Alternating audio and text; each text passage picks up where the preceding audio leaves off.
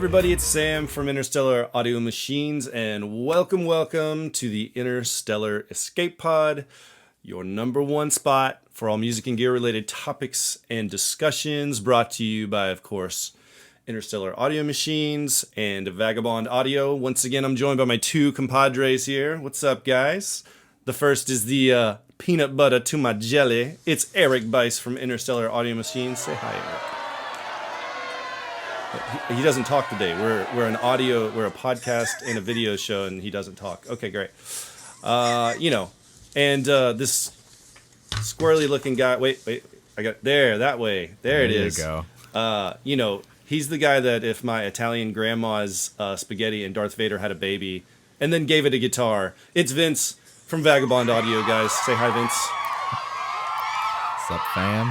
We'll put a bunch of cheering in there. Yeah, oh yeah, that's gonna happen. He's dude. For us, it's gonna be like booze, and for him, it's gonna be like yeah, oh yeah, of course, naturally. Yeah, exactly. Vince. So how you guys feeling today, man? Are we feeling good? Episode 3, let's go. Feeling great. Vince, I can't believe we're here. I have to ask the question because your eyes look a little glassy.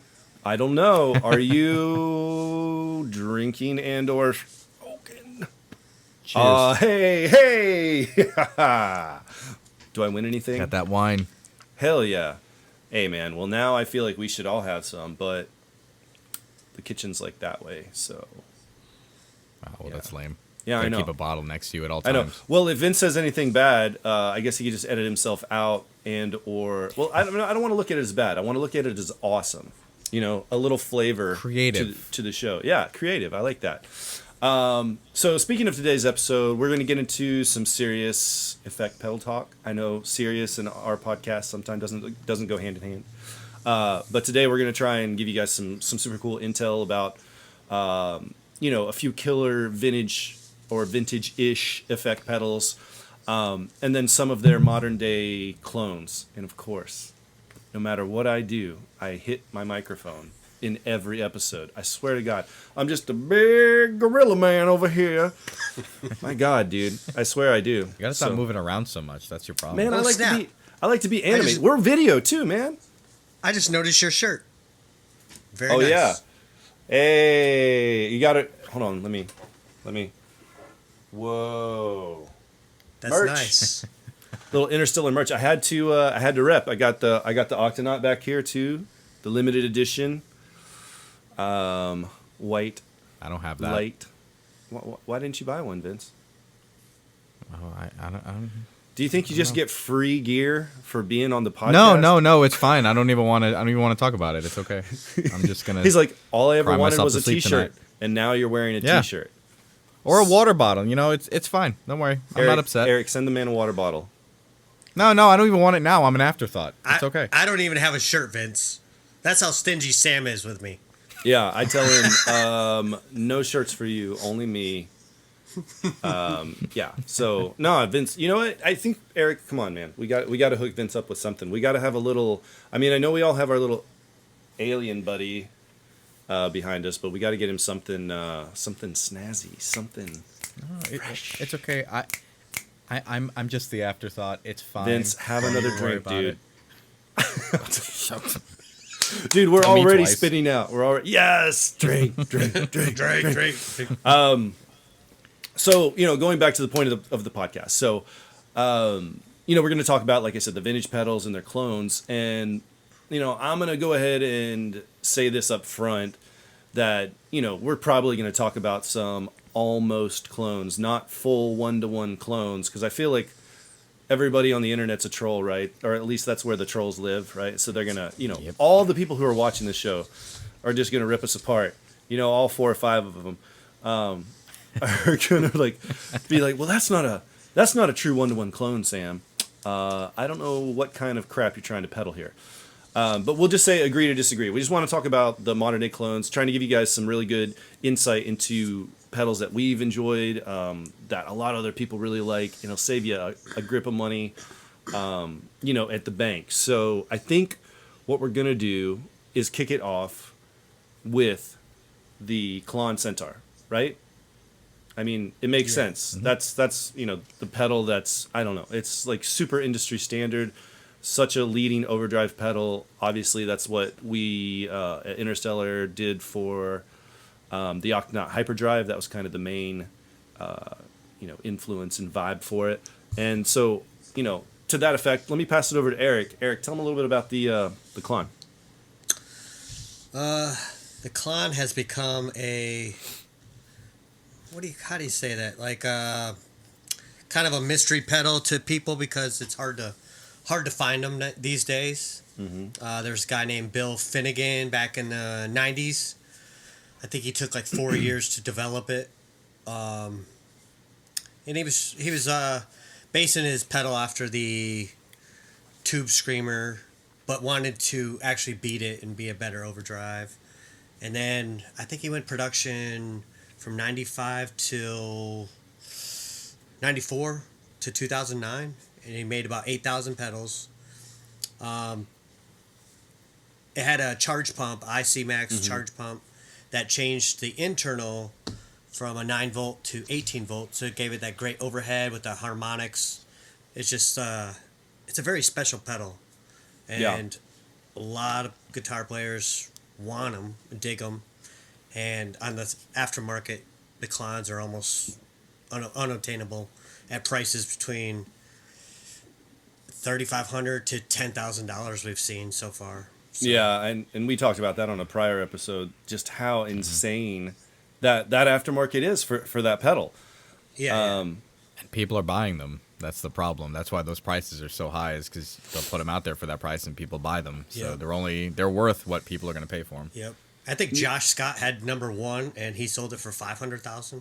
What? Well, he didn't sell it. He just had it listed on there. It was almost like to prove a point, and it was listed for $500,000. And Reverb kept taking the post down on him. Okay. But he kept just putting it back up, and he did like a whole video and live stream about it. Oh, really? Yeah.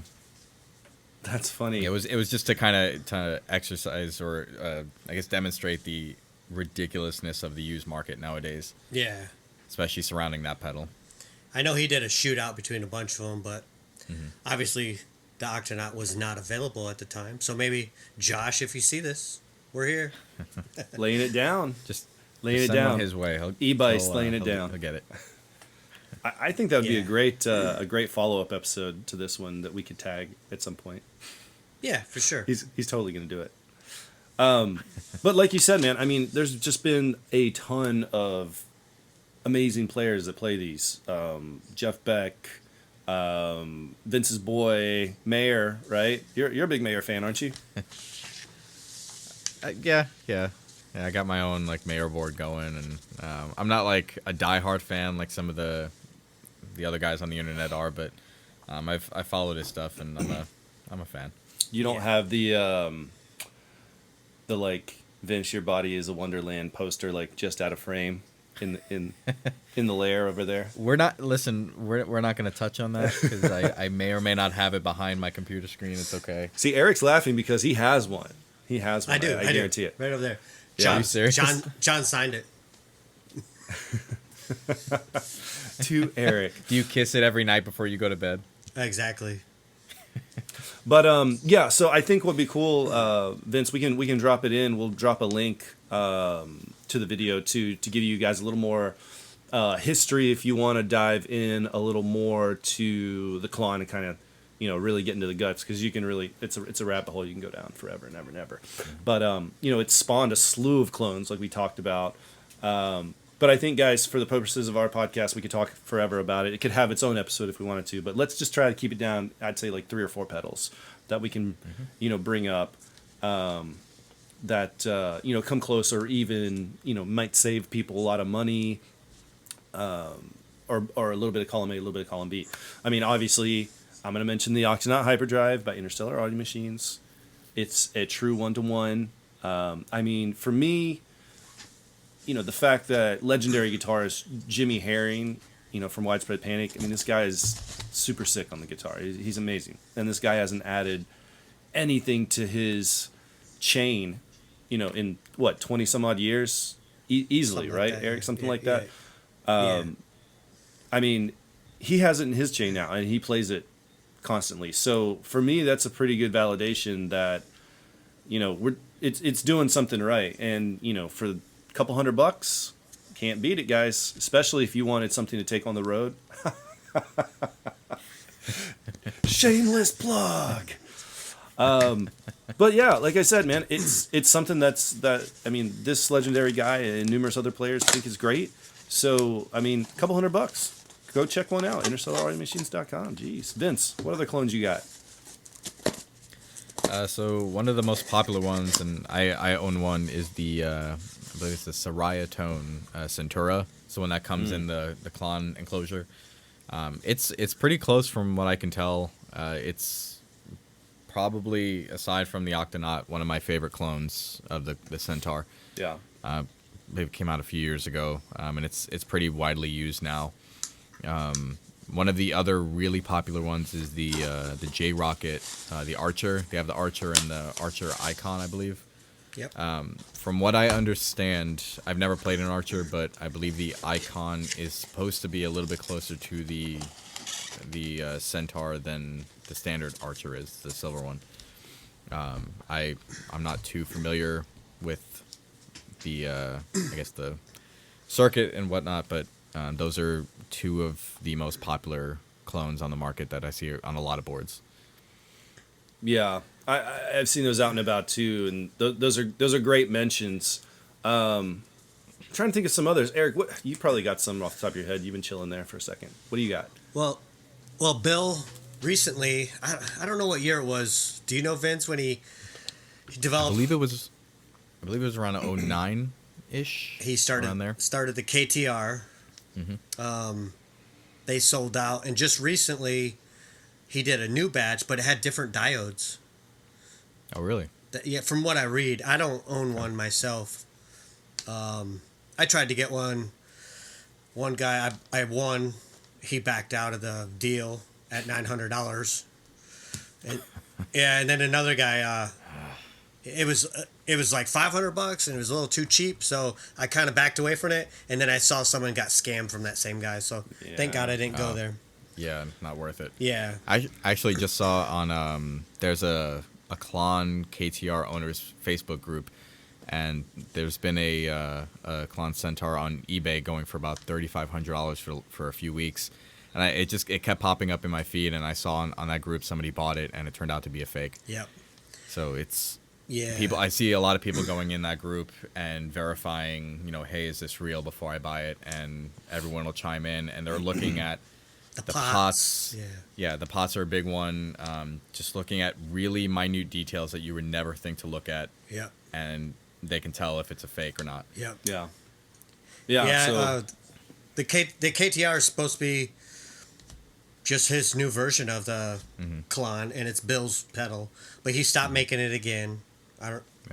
And then a buddy of ours, Stu Wise for Panic, he uses one called the Aluminum Falcon, which is pretty close. He used it with the Allman Brothers. He uses it in his own band. His name is Derek Trucks. Mm-hmm. And everybody knows him, I'm sure. Yep. And as of today, he got an Octonaut, so we'll see where that goes, if he ends up using it or not. But yeah, we should put that in an update on here. Yeah, we'll update everybody once he's settled in with it. I know it arrived today, so we'll see. Very cool. Yeah. Well, I think you were saying, I think at the top when we first started discussing this, that you were kind of talking about how Bill, had kind of designed this one to be a competitor for the Tubescreamer, right? That's where it came from. See, I didn't even know that. Yeah. I didn't know that. I hadn't heard that. Vince. So might even know me, I'm a little learning more something than on I the do. podcast. Yeah. You know more about that, Vince? I'm not too familiar with that aspect of it. It's obviously very much a different flavor of overdrive, of course. Mm-hmm. Yeah. But I believe the original Tubescreamer came out, what was it, late 70s, I believe? Yeah, because they're around 44 years old. Yeah. Yeah. Yeah, it was the Maxon, right? The Maxon 808? 808. 808? Yep. Yeah, was it? The designer, I'll probably butcher his name. Yeah. Japanese guy was Susumu Tamura. Again, I probably butchered it. Yeah. Yeah, but then it came out. They rebranded for Ibanez. It was very much it's supposed to be obviously based on the name, very much a tube-driven overdrive sort of sound. And it's in that time, kind of become a cult classic, as everyone knows. Yeah. I've got one laying around somewhere. Definitely. Yeah. I have the 808 and the TS10, and I mean, Mayer uses it, Stevie Ray Vaughan uses it, Johnny Buckland, Joan Jett, Gary Clark Jr. Ton of people are using the Tubescreamer. It's just become a staple on the majority of boards. Yeah. And it's one of those pedals I found that within the guitar pedal community, you either love it or you hate it. There's like no in between. Yeah. So it's very much like its own sound, and yeah, it has its proponents and opponents. Yeah. I have something, a clone of, I think it's of the Tubescreamer, the plumes. Yeah, it's supposed to be like an 808 style drive, yeah. Yeah, I don't like it as much as the original Tubescreamer, though. See, and I work with Earthquaker as an artist, and I was going to put the plumes on my board, but all the demos I found, it doesn't sound like it gets that 808 sound. No. So I've been hesitant. Like, I have a real one, and then I have someone, a guy named Josiah, who builds for Rose Bay Pedal Company, his own little company, and he built me one, and I tried both, and they're great, but it's not for me, Yeah. As a drummer, they don't sound good. No. Let's say guitar pedals and drumming don't quite go together. Yeah. No, I just don't. In my studio, I have my choices, and I've tried to push it in there. It just doesn't go for me. Yeah. It doesn't go there. It doesn't go for you when you try to push it in there. Yeah, exactly. You're so naughty, young man. Young man. This is a family-friendly podcast, okay? Yeah. Uh-oh. So this is a TS9. That's a newer one, but and then I had 808. I think the 808's the best one of my ear, at least. So, from what I understand, and I am by no means an expert when it comes to the circuitry of guitar pedals, but according to Josh Scott, from what I've seen, the 808 and the TS9, the difference in the circuit is fairly negligible. So they're pretty much the same circuit. Okay. From what I understand. The TS10 is definitely different, and like that's become its own thing mainly because of John Mayer. Yeah. The used market ate those up, and now they're going for $400 or $600. Yeah. But from what I understand, the 808 and the 9 aren't too far off. Now, I don't know if it's become one of those things where, like the Klon, for example, if you hear a Klon, it's like, oh my god, that's the best sounding thing in the world. So people are doing that with the TS808 and the TS9, just mentally they sound different. Yep. So, and in my experience, I found the 808 sounds better. I've always gravitated more towards that out of the two. Yeah. But yeah, the circuits are supposed to be pretty similar. So and what you have to do, which I did. Yeah. Right. What you have to do is, I did with the Octonaut, had a blind kind of taste test, if you will. Had like 10 people in the room. We had a real Klon, and then the Octonaut. And because the real Klon, everybody's thinking, okay, it's a $5,000, $7,000 pedal. Yeah. They think it's going to be better. And all 10 of them said, that one sounds better. That's a Klon. That's a Klon. That's a Klon. It was the Octonaut. So you take it away, like the 808 and then 9, put them separately, and then try to figure out which one you really like. Exactly. And it's one of those things like you think, oh, the TS9 is crap, compared to the 808, but in all reality, like Stevie used the TS9 just the same and made it sound good. So yeah, I mean it's just another Tubescreamer. Yeah. Like the TS10, for instance, having played that, I will say that's definitely my favorite one. It has the most smoothest response out of the three. But out of just those two, the 808 and the 9, it's they're virtually the same pedal. It's like Ibanez came out with the TS5, the 7, the 808, the 9, the 10. You have all these different tube screamers. Mm-hmm. Like, there's bound to be some pretty big similarities between the three, Yeah. between the 5 of them. So, I mean, you can quibble all you want about how they all sound completely different from each other, but they're all tube screamers. Yeah, yeah. So, What kind of clones do you like out there? so for me personally, I'm a big fan of the full tone Fuzzdrive. That's been a staple on my board for probably about 10 years. Is that the big blue one? Yeah. They have the FD1, the FD2, FD3. The 1 is just a single channel, just a straight tube screamer. The 2 has the boost, and then the 3 is the same thing as the 2, just in a smaller enclosure. Cool.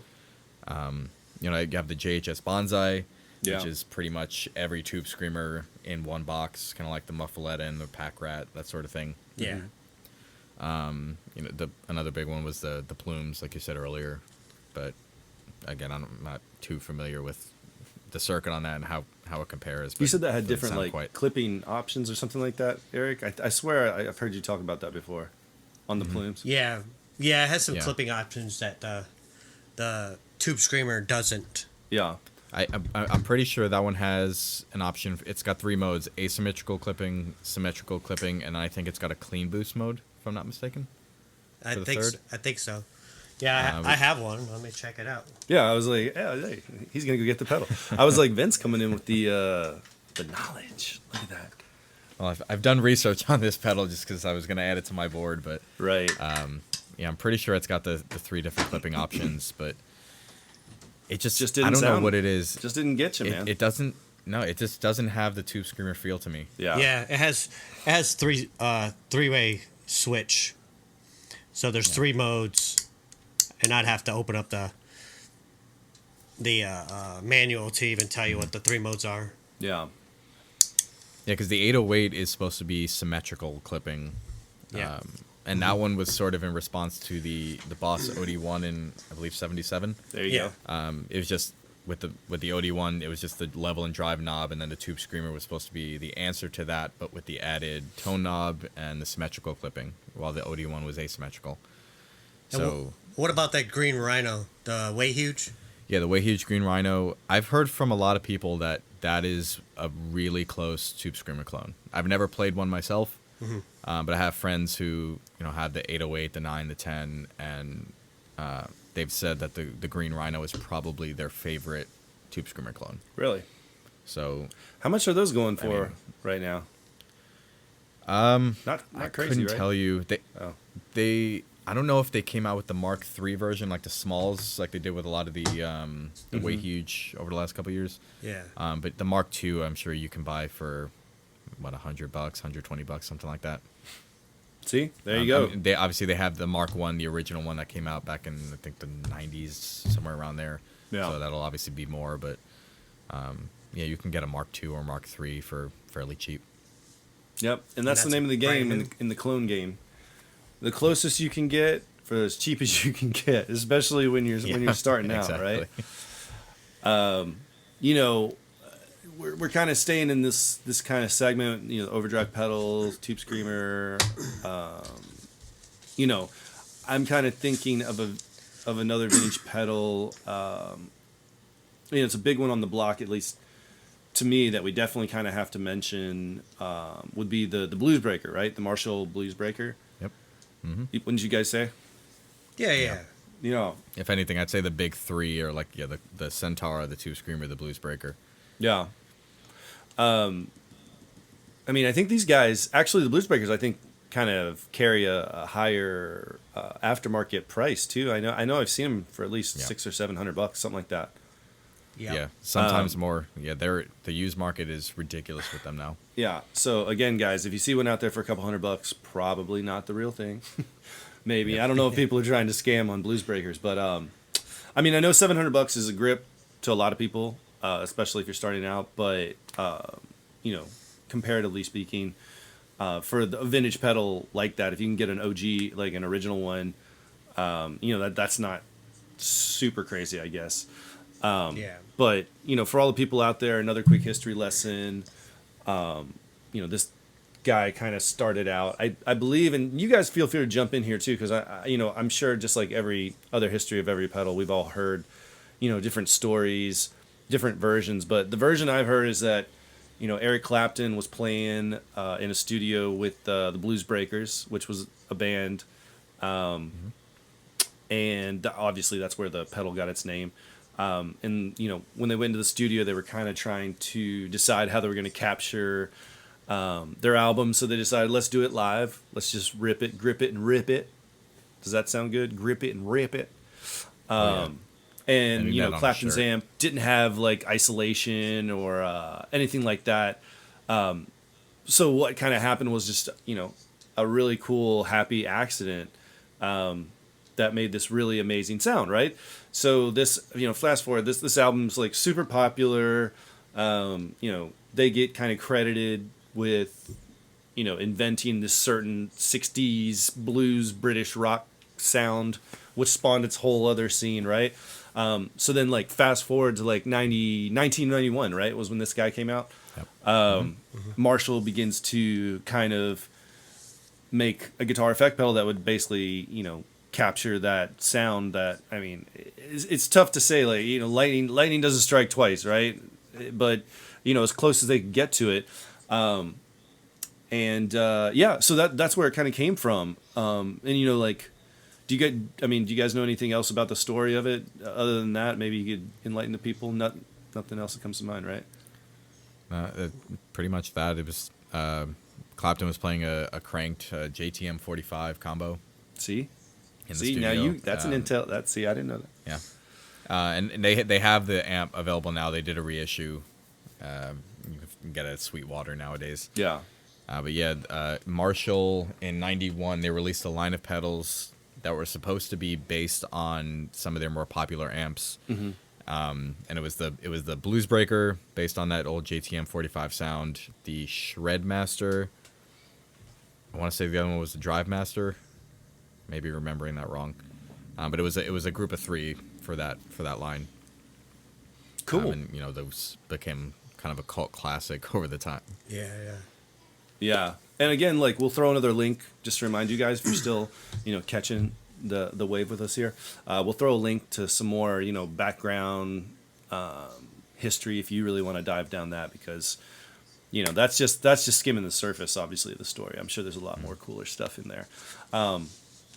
But, one clone, if we're jumping into what clones are out there, if you don't have $700 in your pocket, right?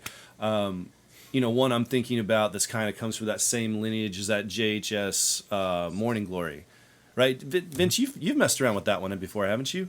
Or I played one before. Yeah. It's so most of the Bluesbreakers clones nowadays, including the Morning Glory, they're not like one for one clones. They're all based on that same topology, that same circuit. Yeah. So the Morning Glory is meant to kind of give you like a tube-like, like a sort of, I guess, touch response that the Bluesbreaker would have given you. It's been described by many as transparent, just kind of one of those buzzwords. But I would say it's got transparent like qualities to it, but it definitely obviously it colors your tone, and it has that added gain switch on there to give you a little bit more headroom. I believe the version 4 is the current production model. It's gone through a few iterations, but it's very, very popular. I see it on a lot of boards, and it's that next to one of the other main clones, the Analog Man King of Tone. It's kind of on the same level as that. The King of Tone, I guess kind of next to the Morning Glory, was, from what I understand, the first sort of clone on the scene, with the Bluesbreaker circuit. Again, based on that same circuit, but completely redesigned. Yeah. So a lot of people are using the King of Tone to kind of substitute for the Bluesbreaker and saying, oh, no, it's a one-for-one clone, when it's not. Yeah. The circuit is very different. Much like every other one nowadays. And they're pretty pricey, and there's a long waiting list for those King of Tones. I think it's up to like 4 or 5 years now. Yeah, at least. You got to go into hyperdrive. Yeah. To get one. I don't know. That didn't work. I don't know. I tried. And No, then, okay. and then you got the Prince of Tone, Yeah, which is it's just the one side of the King of Tone. Yeah. So it's just the King of Tone is basically two Prince of Tones feeding into each other. Yeah. And they have different versions where each one will have its own input and output, so you can kind of plug them in the chain wherever you want, or just keep them stacked, as is. But that one with the used market, you're gonna pay $800 or $900. I know one guy personally who was selling his a couple months ago and was selling it for $900. Yeah. And people are paying those prices to avoid a 4 or 5 year waiting list. Yeah. Because if you order it from them, it's like what, $379? Yeah, something like that. Something, it's yeah. I mean, it's a much more reasonable amount, but Yeah. because of that wait list, the used market has skyrocketed because of that. Yep. And people are paying it, and you can advise people all you want, but they're going to still do it. Yep. So, but that's neither here nor there. One of the other ones, I'm sorry. Oh no, I was gonna say, and I think Erica told me about the wait list on those guys, like you guys mentioned. Is it like what is it realistically though for everybody? It's what, 6 months, maybe a year or something like that? No, it's years long. Is it Like, really? it's- Is it really years? Yeah. 4 So to I see Wow. people posting in groups all the time saying, after 4 years, I finally received my King of Tone, or however Jeez. long. But it's usually in and around the 4 or 5 year mark. Yeah. I don't understand why the wait list is that long unless he has orders that are just flooding in by the thousands. They have unicorn tears in them. They have. They to must. harvest. It's got to be those magic diodes that we hear so much about. But I don't know what it is. So we got the Black Box by Snouse. Ah, yeah. There you go. That one's really good. I have that one. That one, from what I saw last, it's like a 24 to 48 month wait list. Jeez. The guy that owns it, Joshua, he's been kind of MIA for almost a year now. I don't know what his deal is, but according to the website, he's still building. But he's been off of Instagram for almost a year, and he used to do like a monthly giveaway and stuff like that. But the Snouse Black Box, he has a few iterations of it. There was the Mark 1, which is kind of the basic model. He had I want to say the Stage Mod and the Pro Stage Mod. The Stage Mod had 2 toggle switches on the side, and the Pro Stage Mod had 4 total. And it has all these different modes where you can turn into like a clean boost. You can turn it to the stock classic Bluesbreaker circuit. There's another one I think with added headroom. I forget what all the other mods are. It gets pretty in depth, but for the most part, it's supposed to be as close to the original as possible, with the exception of the added output, because the original didn't give you a lot of volume. So most of the clones nowadays, including this one, had the extra output for you. But with this one, with any of the extra mods he's doing, it does a bunch of other stuff. So, but it's kind of true to the original in the sense that it's a low gain overdrive. With the obviously like the higher output. I think actually one of the switches is supposed to be like a bright or smooth toggle switch for the voicing of it. Yeah. But again, you can kind of get into the weeds with all the mods that he's done to it, depending on which one you go. He's had like a mini one, and I think he's had a deluxe version where it's like 2 of them, kind of like the King of Tone. Yeah. Yeah. So yeah, that one's another popular one that I see a lot. 48 months, you said? Yeah, it's like 1 to 2 years wait list right now. Man, we had people crying at 4 weeks when there was a chip shortage in the whole world.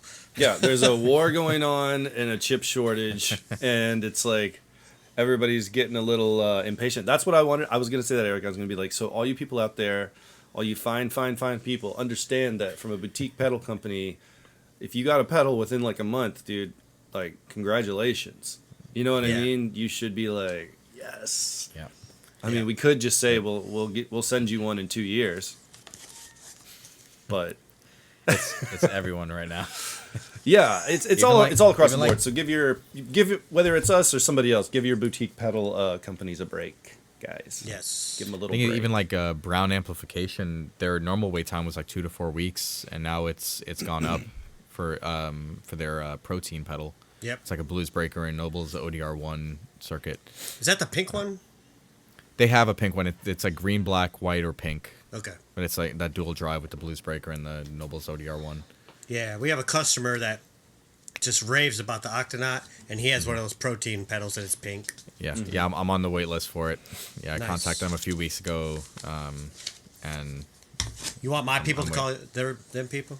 you know, if you can expedite that, Yeah, please get I the will. lawyers involved if you have to. I got you back. I like calling you, that putting a cha-cha on it. Let's speed it up, wrap it up. That's right. That's right. Speaking of wrapping it up, not really. I'm looking at our time. I think we got time for at least one more, right? Yeah. So, and again, God, dude, all these pedals, we could probably just, if we really wanted to go into the guts of it, we could talk about them forever, and they could be their own episode. Yeah. But I feel like, I don't know, I feel like diving into some Muff, you know? Oh yeah, gotta love that muff. You know what I mean? So what So happened? before you dive into that muff, Oh yeah. real quick, even though I mean it's like the invention of the fuzz. You know how it was invented, right? Me? The- I mean, I know a little bit. Everybody. Well, What are not you just the gonna tell big muff, just the fuzz in general. You There share was- with the class. There was a Yeah, please. recording board back in the day that like it was screwing up, and some country artist was coming in there to record. I don't know the full story correctly, but so it gave this weird fuzz to the recording, and they were like, well, we got to get this fixed. And then they had someone else want to record there because of that recording, and they're like, no, we want that sound. We don't want you to fix it. And they built, after that was how the fuzz face kind of came about. I probably skipped a bunch of crap in there, but Yeah. that's how it all started. Again, see, it goes back to what we were talking about earlier. It's like everybody hears, bits and pieces of stories and lore, and I'm sure there's some, reservoir of information that keeps all of the accurate stuff yeah. in there. Yeah, his name is Josh Scott. Yeah. Yeah, there you go. We should just put his link up there. We should You know just what I mean? invite him into this unknown podcast here. Yeah. Yeah. He could just come in and, waste away some of his life School with us us. all. Joshy. But yeah, dude, I mean, so the fuzz, which is what I was obviously the big muff. I was trying to be clever. But yeah, I mean, that's like, it started out as kind of this renegade thing, right? But became just this super industry. Like, people were clamoring to get this tone, right? Yep. And obviously Electro-Harmonics, the Big Muff, it's got a huge name out there. I think, Eric, you've got one on your damn shelf behind you right there. So, Yes. I mean, everybody's got one. Everybody's played one, I feel like. If not, you've definitely heard the name and chuckled a little bit, especially if you're a child like me. But the one that that I really like, and I know I can speak for Eric on this, is the Big Muff Pi, the 77, 78s, right? The op amp versions. Just have something different and special, right? So it's like, if you're a fan of, grungy tones of the 90s like me, like Smashing Pumpkins. I know Eric's a pumpkin head for sure. Vince, what about you, man? Do you get down on some 90s music? I like 90s rock. I could take or leave the Pumpkins, personally. Oh, no, shots fired. Ooh. Oh. Yeah. I'll fight about it. I don't hate them. There's just been like there's just been like this weird like love-hate relationship with the Pumpkins over the years. Yeah. I mean, is that a layer we should peel back right now, or are we just gonna kick that one to the curb? What do you think? We're gonna open up a lot of old wounds. Oh, it's a girl. It has to do with a girl. No. Oh no. Okay, okay. I don't cry over women. Samsonite. No. I was way off. Yeah. But yeah. I mean, go ahead. He no matter what is like take away any of your feelings towards the Pumpkins, just guitar tones. Yeah. He is like, I think he's one of the greatest sounding guitar players as far as tones and what he goes for. He just doesn't do the normal crap all the time. Yeah, it was a very, I guess the best way to describe it is like a gnarly sound. Like his guitar always had that really rugged sound to it. Yep, like it's about to explode. Yeah. Yep. Yeah, it's So go ahead. so as a circuit builder, what does the op amp do to the Big Muff sound? For those that aren't familiar with it, how does it change the sound exactly? So the op amp is obviously a chip to replace the diodes that were in the other Big Muffs, and it just got this certain tone that Billy Corgan kind of accidentally, from what I understand, accidentally came upon, and then it was like, we're recording with this on this album, and their producer was like, oh hell no, but they made it work, and now it became famous like big time because of that. And he talks about it where he's like, I went into a music store in San Francisco or somewhere, and he went to check out some other Big Muffs, and the guy's like, he's like, how much is this? And he's like, oh, like 300 some bucks. And he's like, dang. He goes, well, it's your fault because he made it so popular. So. Yeah, because that sound, from what I understand, isn't really associated with anybody else. Like the whole reason they came out, even the reissue, the orange reissue, was because of them. Pretty much. Like everyone's buying it to get that pumpkin sound. Yep. Yeah, and definitely in the more modern times. Yeah, go for it.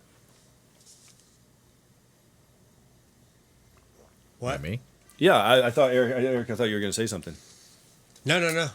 Oh yeah. Well, okay. Awkward segue, guys. But what I was saying is in the more modern eras, the more recent eras, it's definitely everybody attributes it to the pumpkin, but the Pumpkins especially made it wildly popular. But if you go back a little bit again with the history lesson, back in the day, it all kind of starts, with Mike Matthews, who some call the godfather of fuzz, godfather of effects pedals, certain things. I haven't called him that, but ring the bell. I don't call him that, but some people have. Anyways, so he all started, this guy started back in the day, and again, you guys feel free to jump in here. Like, he was at Cornell, so he's a smart guy, worked at IBM, but he was playing bands, man, like we all were, right? We all play in bands. We play in bands. We don't want to work in an office. We want to play in bands, man. So, he kind of had that all that kind of perfect storm melted around, and, that sound was kind of becoming popular. And going back to, again, not maybe, I don't know if this is where it started, but again, one of those guys that made it popular was Jimi Hendrix, right? Kind of the Jimi Hendrix sound, just gritty. You know what I mean? And so I know that they got together and made the Foxy Lady, right? Obviously an homage to Jimmy, which kind of led into what was it, the linear power boosters, right? Which I watched this video one time of Mike talking about the Muff, and he had mentioned that pedal, actually, the LPBs, was an accident. It was just an accident. So basically he started working with another designer, who was another super smart guy, and he just kind of came up with it to boost the signal, because he's like, guitar signals are inherently small. I want to make it bigger so that I can do some things with it. And that's really, he was like, whoa, that's super badass. Like, we should make that a pedal, because the amps of the day had just tons of headroom. So if you could plug one of these bad boys in, it could, boost your guitar signal and then push it into this natural overdrive, if you will. So that became very popular. And then I think that kind of led into what you were talking about, Eric, with the Muff Fuzz, right? The Muff Fuzz? Isn't that what you were talking about? The fuzz face. Oh, the fuzz face. Sorry, I was thinking you were in the muff world still. All I think about is muff. Well, yeah. Well, Got I Muff mean, on the mind. it originated with that fuzz face, but then you go into the different the big muffs and all the different versions they had. Mm-hmm. What's the difference between the Russian one? Do you know anybody? I'm I not don't familiar with the circuit. I just know it's very aggressive. I got a buddy who he's a heavy player, and he's got the classic, the big box, bubble font, green Big Muff on his board, and loves it. I'm not too familiar on whether or not like the modern version, the Nano, how close that is to the original. Yeah. But it's one of those very aggressive sounds. And I know you have the black Russian versus the green muffin. Yeah. Have another drink. Yeah. That's where the take a shot pops up on the screen again. Yeah, right. It's okay, Ossifer. Yeah. I'm not as think as you drunk I am. Yeah. No, I'm not familiar with how close the black and green Russian Big Muffs are, the circuits, but I know it's very aggressive sounding. Yeah. Okay. And has that quote unquote violin like sustain. It's associated with the Big Muff. I want to play one of those now. I want to play with one of those now. I know. I want to get my hands on one. But yeah, I mean, long story short, it spawned out of all that, that late 60s or early 60s stuff.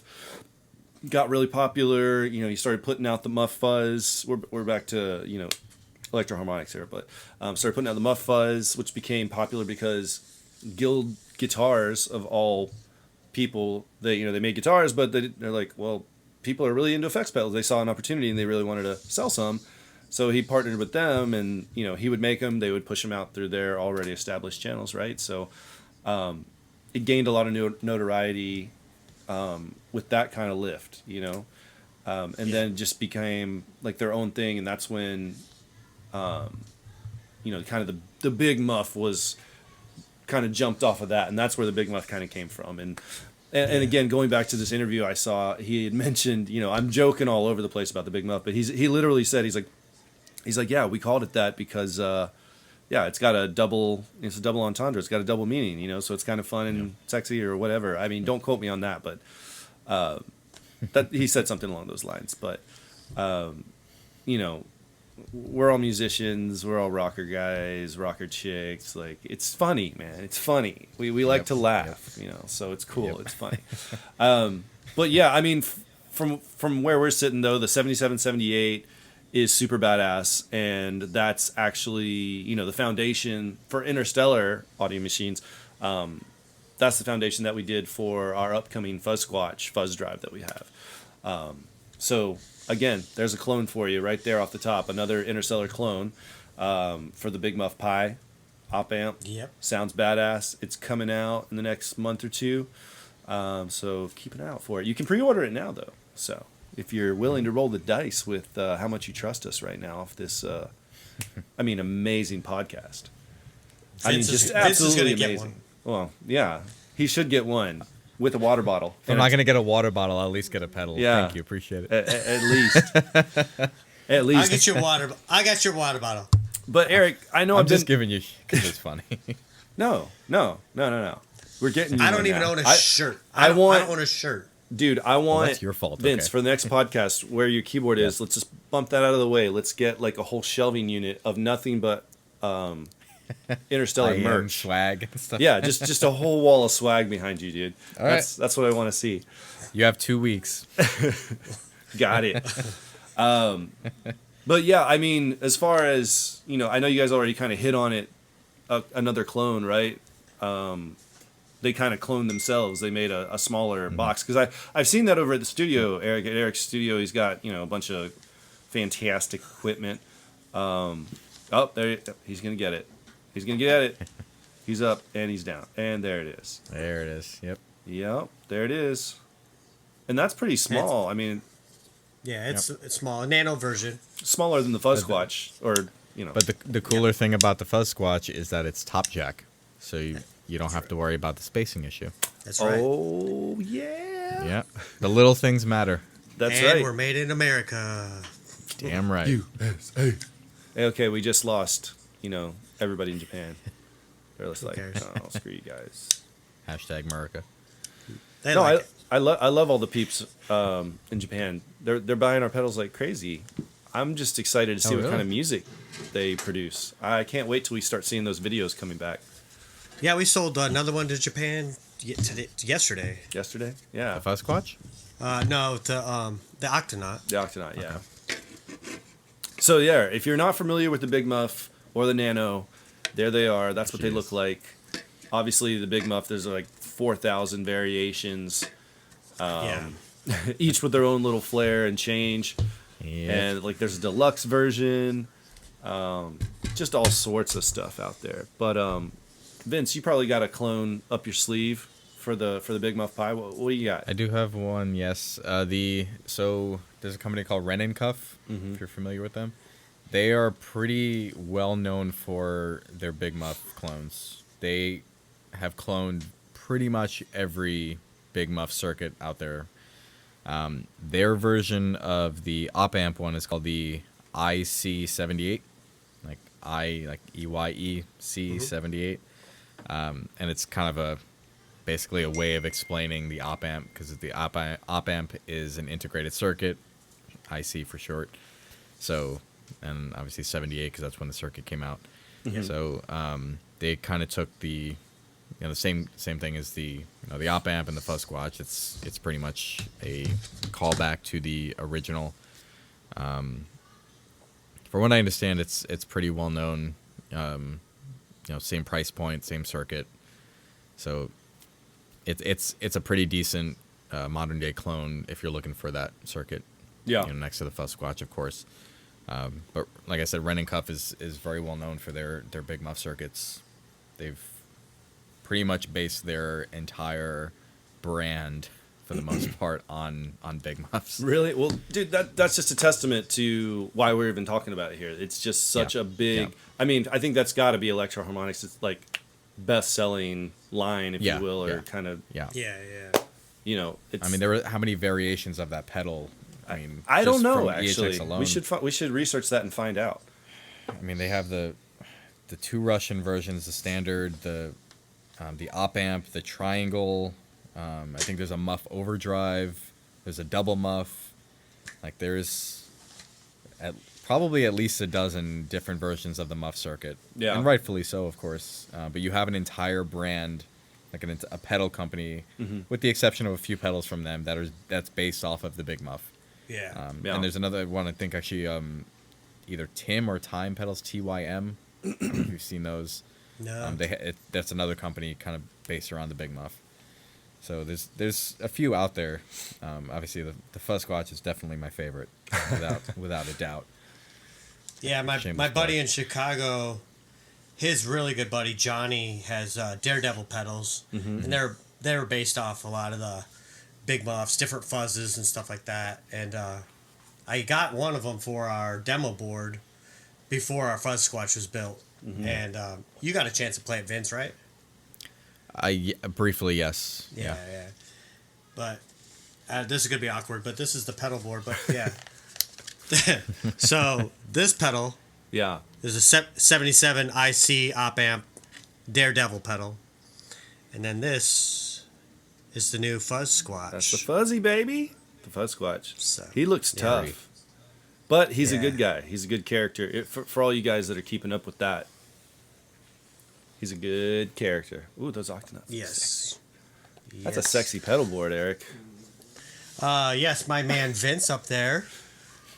He built Thank it you. all. Thank you. Yeah, I'll put the cheers in here in post. I was teeing it up. He does amazing work. I love Vagabond Audio the- hooking it up. Yes. What is it? Vagabondaudio.org?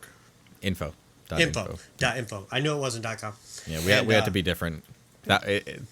It's either we had to be different or that domain name was not available. True.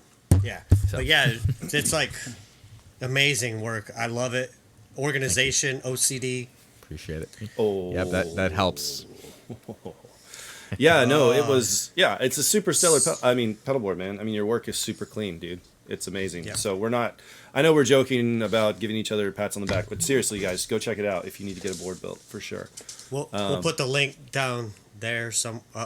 Maybe over somewhere. I'll pull it all over the place. It'll just show up on the screen it's in just- different spots. Yeah. yeah. I didn't know if people could hear. My dog was down here just like trying to get up in my lap, just like. I'm like, man, everybody on the audio especially is gonna hear like, man, one of those guys needs to hell hit is the that? banyo. Yeah. But this is now I froze. Now Are you good? froze. Oh, I'm good You're on good your on end? our end. Oh, well, that's good. Oh, there it is. Oh, there, Yeah. we're back. This is Penny. Speaking of Big Muff, this is Penny. Yeah, she's a bit muffy herself. Good puppy girl.